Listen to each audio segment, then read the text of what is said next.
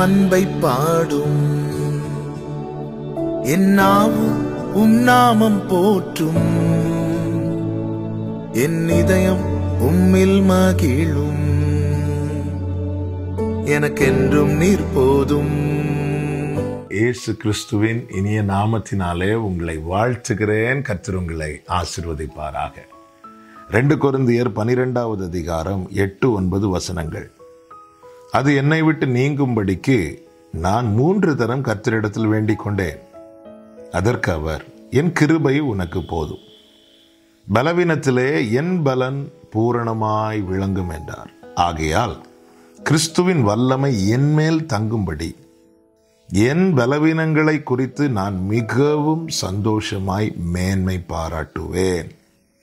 கர்த்தருடைய பரிசுத்த நாமம் மகிமைப்படுவதாக. அப்போஸ்தலனாகிய பவுல் அப்போஸ்தலர்கள் எல்லாரிலும் அதிகமாய் பிரயாசப்பட்டவன். அப்படிப்பட்ட பவுலுடைய வாழ்க்கையில சில பலவீனங்கள் நீங்காமல் இருந்தது. அநேக நேரங்களிலே பவுல் சில காரியங்களை செய்ய முற்படும் போது இந்த பலவீனங்கள் அவனை தாக்குவதை பவுல் சொல்லுகிறதை நம்மால் பார்க்க முடியும். அதை என்னவென்று சொல்லுகிறார் என்றால், ஒரு முள் எனக்கு கொடுக்கப்பட்டு இருக்கிறது, ஒரு முள் எனக்கு கொடுக்கப்பட்டிருக்கிறது, அதை முள்ளாய் பார்க்கிறார். எனவே கர்த்தருடைய சமூகத்தில் போய் நிற்கிறார், 3 விசை ஜெபிக்கிறார். இந்த முள்ளை என்னை விட்டு நீக்குங்க, இந்த பலவீனத்தை என்னை விட்டு நீக்குங்க. தேவனால் நீக்க முடியாத எந்த பலவீனமும் கிடையாது. ஆனால் இங்கே கர்த்தர் என்ன சொல்லுகிறார் என்றால், என் கிருபை உனக்கு போதும், உன் பலவீனத்தில் என் பலம் பூரணமாய் விளங்கும். அப்படி என்றால் கேட்கலாம், ஏன் இந்த பலவீனத்தை கர்த்தர் நீக்கவில்லை? பதில் ஒன்றுதான், நீ உன் பலத்தை சார்ந்திருக்க கூடாது, நீ என் கிருபையை சார்ந்திருக்கணும். அநேக நேரங்களிலே நம்மில் எது ஓங்கி இருக்கிறதோ நாம் அதை சார்ந்திருக்க ஆரம்பித்து விடுவோம். தேவனுக்காய் அதிகமாய் பயன்பட்டவர்களுடைய வாழ்க்கையை நீங்க திரும்பி பார்த்தால் தெரியும், அவர்கள் தங்கள் சுயத்தை சார்ந்ததினால் அவர்கள் பயன்படவில்லை, தேவனை சார்ந்ததினால் மாத்திரமே பயன்பட்டார்கள், பிரயோஜனமாய் மாறினார்கள். பேதுருவின் படகிலே ஆண்டவராகிய இயேசு கிறிஸ்து ஏறுகிறார், ஆழத்திலே கொண்டு போக சொல்லுகிறார். வலையை போட சொல்லும் போது பேதுரு என்ன சொல்லுகிறார் தெரியுமா? நான் இரவெல்லாம் பிரயாசப்பட்டேன், ஒன்றுமே அகப்படவில்லை, ஆகிலும் உம்முடைய வார்த்தையின்படி இந்த வலையை போடுகிறேன். இந்த இடத்துல அவன் சுயத்தை சார்ந்திருக்கல, அவனுடைய மூளையை சார்ந்திருக்கல, அவனுடைய அறிவை சார்ந்திருக்கல, அவனுடைய பிரயாசத்தை சார்ந்திருக்கவில்லை. அவர் சொல்லிட்டார்ல, உம்முடைய வார்த்தையின்படி நான் வலையை போடுகிறேன். அப்படியே போட்டான். படகு அமிழத்தக்க மீன்கள் கிடைத்தது.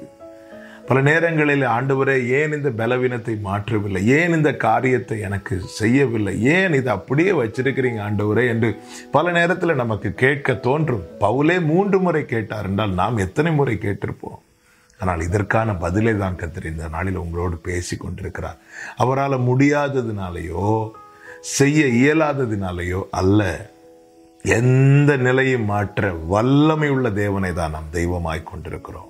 அப்படி இருந்தும் தேவன் ஏன் சில பலவீனங்களை மாற்றவில்லை தெரியுமா? நீ உன்னை சார்ந்து தோற்று போகக்கூடாது, நீ அவரை சார்ந்து ஜெயிக்கணும். உன் பலத்தை சார்ந்து நீ போவாயானால் நீ வழியிலே விழுந்து போவாய். அவர் பலத்தை சார்ந்து நீ முன்னே செல்வாயானால், பவுல் சொல்லுகிறார், எல்லாவற்றையும் செய்ய எனக்கு பலன் உண்டு, எல்லாவற்றையும் செய்ய எனக்கு பலன் உண்டு. எப்படி கிடைத்தது? என்னை பலப்படுத்துகிற கிறிஸ்து. என் பலவீனத்திலே அவருடைய பலம் பூரணமாய் விளங்கின போது என்னால் எல்லாம் செய்ய முடிந்தது. செய்ய முடிந்தது மாத்திரமல்ல, ஓட்டத்தையும் ஓடி முடிக்க முடிந்தது. மோசேயின் இடத்தில் ஆண்டவர் பேசுகிறார். 80வது வயதுல மோசே கையில் என்ன இருக்கு? கோல். கீழே போடுங்கிறார். கீழே போட்டதும் அந்த கோல்ல ஒரு அற்புதம் நடக்குது.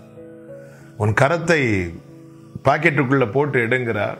அங்கிக்குள்ளே போட்டு எடுக்கும் போது கையில ஒரு அற்புதம் நடக்கிறது. மோசே எதிர்பார்த்து காத்திருக்கிறான். காரணம், இப்பொழுது மோசே திக்கி திக்கி பேசுகிறவன். கர்த்தரின் வாயை தொடுவார் என்று எதிர்பார்த்து கொண்டிருக்கும் போது கர்த்தர் தொடவில்லை.